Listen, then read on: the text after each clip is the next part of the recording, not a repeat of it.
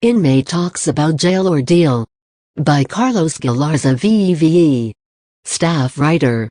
PUNTA GORDA, the inmate who alleges he was coerced into eating his feces while detained at the Charlotte County Jail, spoke exclusively about the incident with The Sun. Mark Kopaszczynski, 57, was removed by court order from Charlotte County last month and placed into the Treasure Coast Forensic Treatment Center in Indiantown, Florida, after he was deemed mentally unfit to proceed with his legal effort to vacate a 15-year prison sentence on drug charges for which he pleaded guilty in 2013. Kopaszczynski was adjudicated guilty on separate cases filed against him in 2011 and 2012. The inmate's incredible allegations made headlines last month. His story gained credibility after Charlotte County Sheriff Bill Prummell announced he had fired Corrections Deputy Michael Burnett for failing to report that he'd seen Kopaszczynski put feces to his mouth. Upon hearing from Kopaszczynski that he was not eating, drinking water from the toilet, and denied toiletries and a Bible, his friends, Joel and Patricia Boyd, intervened by writing to Prummell. They also reached out to The Sun. Prummell said an internal investigation found no evidence of torture. Two other deputies with Burnett were not fired, according to Prummell, because jail video shows them walking away and not seeing the moment Kopaszczynski put feces in his mouth.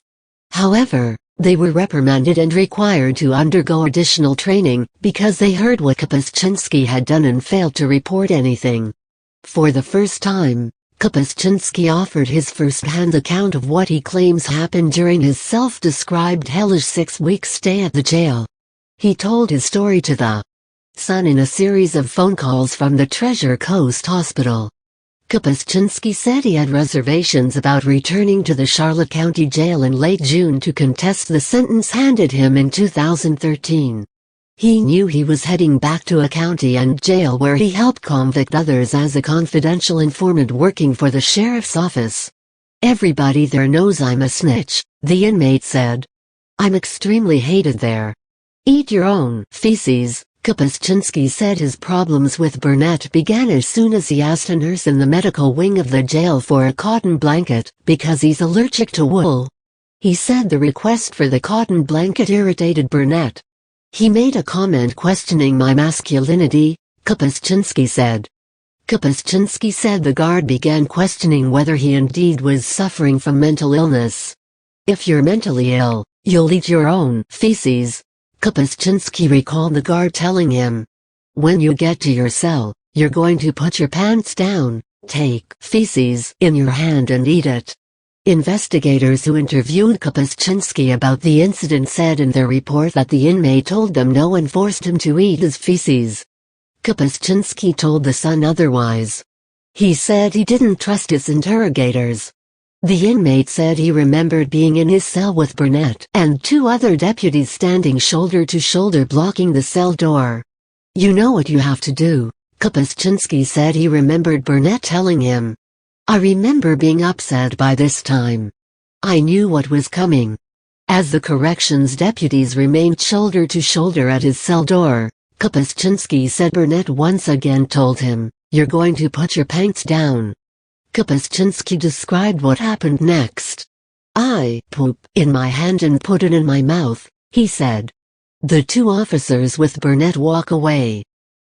"Burnett tells me I want to see you do it again." Kopaszczynski said he remembers telling Burnett, "See, you're happy. I am crazy." It was then that Burnett walked away, according to Kopaszczynski. His face freaked out, the inmate said. There was a trustee behind Burnett. He saw the whole thing. Kopaszczynski compared what happened to him to that of an old lady who gets cornered by 3 street thugs demanding her money. Using the analogy, Kopaszczynski asked whether the thugs did nothing wrong because the old lady handed over her money. If what Burnett said was true, that I ate my own feces on my own, then why did he get fired? Kopaszczynski asked. Kopaszczynski described the Burnett episode as just the beginning of a harrowing nightmare. "I had no toothpaste, no toilet paper, no clothes, nothing," he said. "They shut the water off to my cell. I refused to eat or take anything. I started drinking water out of the toilet. Kopczynski said he slept very little because it was so cold in the cell and the lights were kept on 24/7.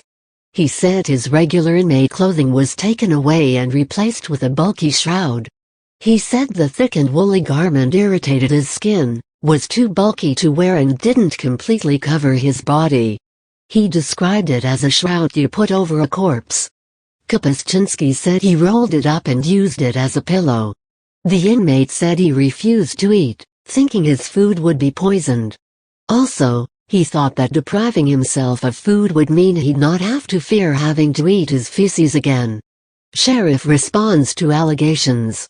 In a rebuttal, Prummell, whose office oversees the jail, said the shroud is given to inmates on suicide watch because it can't be used to hang oneself. Prummell also said Kopczynski was given a hygiene pack that includes toothpaste, which is then taken away as a precaution. Believe it or not, we've seen where they can take the toothbrush and they whittled it down where they have a nice sharp object. So that stuff is given to them, they use it and then it's taken back away. Whenever they need it, they ask for it and they get it. Prummell did confirm Kopczynski's allegation that water was shut off to his cell. When he went on his food strike, I guess the medical personnel at that point wanted to monitor his fluid intake, Prummell said. They were providing him fluids through cups so they could monitor how much water he was taking. Jail records indicate that Kopczynski spent 18 days without food and 8 days without water, according to Prummell. However, the sheriff said the water in the cell was not shut off from the inmate's cell during the entire 8-day period he went without water. Although Prummell said the inmate was getting cups of fluids from the nursing staff, Kopczynski gave the Sun a different account. I had to pee on the floor and drink the toilet water, he said. The water was recycled water not meant for human consumption. The effects of drinking the repulsive, dirty water caused me to hallucinate and become dehydrated. After 2.5 days, my blood pressure became so dangerously high I had to be taken to a hospital because a nurse was afraid I might die of dehydration. Medical records provided to the Sun indicate that Kopczynski was transported to the emergency room at Bayfront Health PUNTA GORDA on July 2. He was treated for dehydration, weakness and a genetic tendency for high cholesterol. While at the jail, Kopczynski said he did not eat for 17 days for lack of desire and the taste of feces in his mouth. I begged for toothpaste for weeks, he said. Finally, after 2 weeks I was given toothpaste. Kopczynski talked freely about his work as an informant.